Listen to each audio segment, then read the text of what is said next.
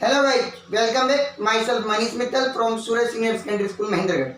Dear students, in my last video, I discussed with you some basic accounting terms related to the chapter 2 from plus 1 accountancy. Today, I will discuss with you again some basic accounting terms. Dear students, last video में मैंने आपसे discuss किए थे कुछ terms, जैसे आपके लिए business transaction, event, assets, liability, expense, revenue और प्रॉफिट। आज मैं आपसे डिस्कस करूंगा एसेट्स और लायबिलिटीज के बारे में। Liabilities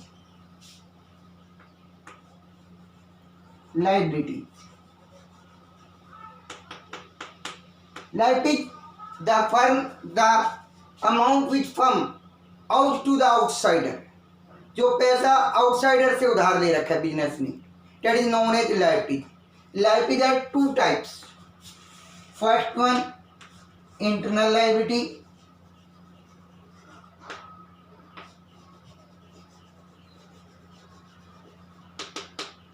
Second, external liability.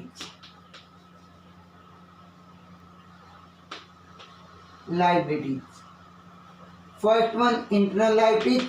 Next, external liability. Internal liability, the amount which pays to the business to the owner, कि ओनर के टुवर्ड्स जो लायबिलिटीज है, जो ओनर के प्रति लायबिलिटीज है बिजनेस की, that is known as internal liability, जो बिजनेस को ओनर को रिफंड करना, लौटाना है।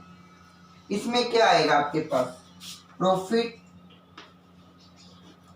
और कैपिटल, कि ये बिजनेस के लिए इंटरनल लायबिलिटीज बनेगी, कि जो बिजनेस की ओनर के टुवर्ड्स, ओनर के प्रति है, जो उसको ओनर को लौटाना होता है, that is profit and capital. External liability, the liability which pay to the outsider, owner को छोड़कर बाह्य व्यक्ति को जो पे करना है। External liability are two types. First one is non current liability,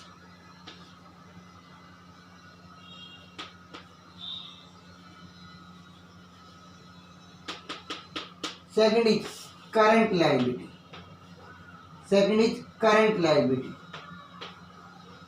Non current liability is current liability.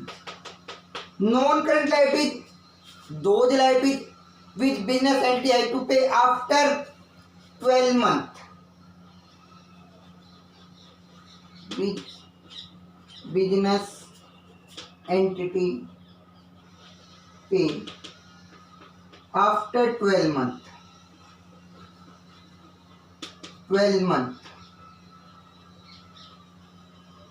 like bank loan, debentures, वो लायबिलिटी जिसका पेमेंट बिजनेस एंटिटी को 12 महीनों के बाद करना है, that is known as non current liabilities. And current liabilities which business entity has to pay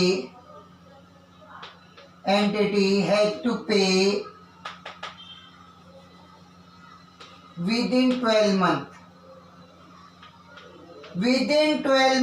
जो 12 महीनों के अंदर पे करना है, that is known as current liability. Like creditor,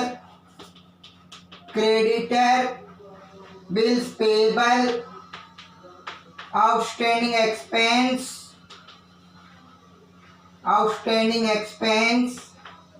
etcetera,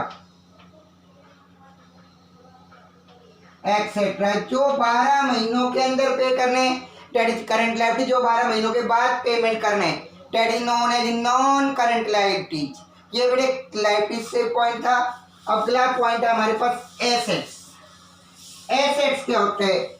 से मैंने आपको बताया था लास्ट वीडियो में, anything which are in the possession of the business or the property of the business, include amount out to the due to the outsider, कि जो आप दूसरों के पैसा मांगते हैं, वो भी कोई भी चीज जो बिजनेस के अधिकार क्षेत्र में बिजनेस की प्रॉपर्टी है, साथ साथ आप जो दूसरे पैसे मांगते हैं, that is known as assets. Assets are three types. First one, non current assets. Second, current assets. second current assets, and third fictitious asset.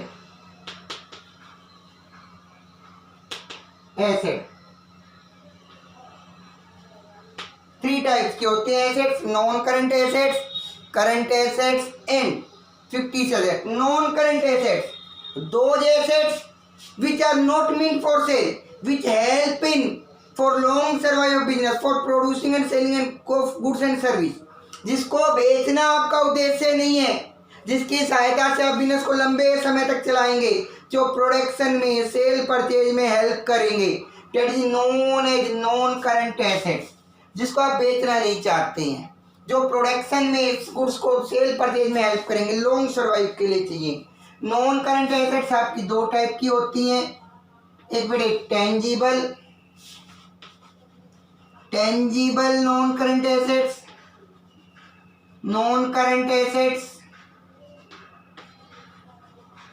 Like जिसको आप which can be seen, can be touch, have physical existence, जिसको आप देख सकते हैं, छू सकते हैं, वो नॉन करंट एसेट्स जिनको आप देख सकते हैं, छू सकते हैं, इनका फिजिकल एक्सिस्टेंस होता है. Like land, building, plant, machinery, furniture etcetera.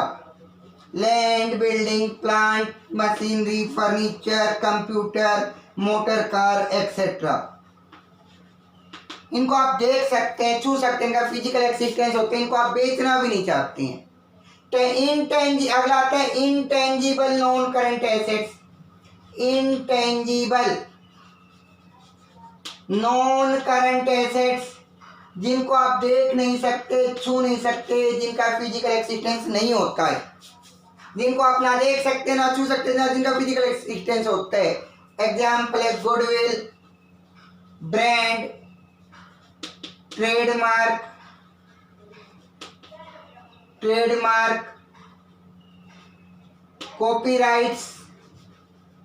Copyrights etcetera.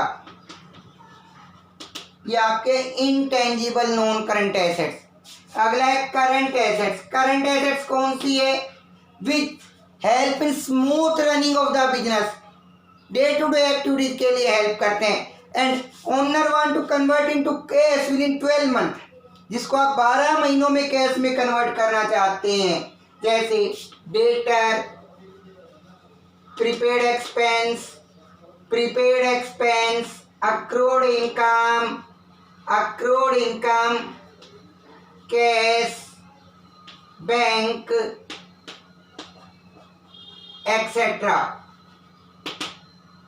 Debtor, prepaid expense, bills receivable, cash, bank etcetera. All of these are the current assets. अगले fictitious assets, those assets which are not meant for sale and no future benefit can derive from it.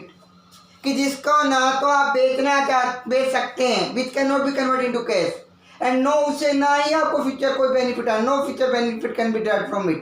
That is known as fictitious asset. Example, profit and loss account, debit balance.